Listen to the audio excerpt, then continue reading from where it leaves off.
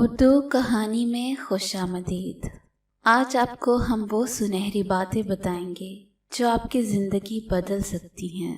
کچھ لوگ بھروسے کے لیے روتے ہیں اور کچھ لوگ بھروسہ کر کے روتے ہیں۔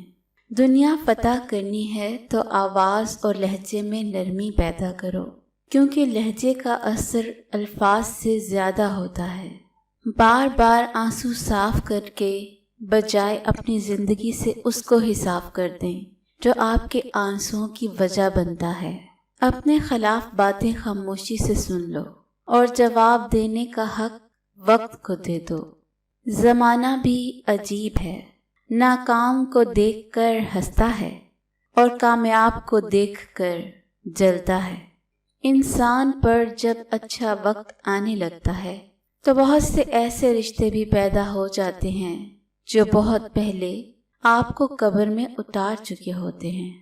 آپ کب صحیح تھے یہ کوئی نہیں یاد رکھتا، لیکن آپ کہاں غلط ہو یہ بات کوئی نہیں بھولتا۔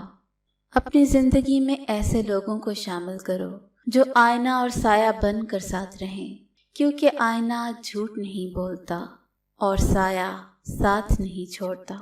اچھے دوست کے ساتھ دھوکہ کرنا ایسے ہی ہے جیسے آپ نے ہیرا پھینک کر زمین سے پتھر اٹھا لیا ہو۔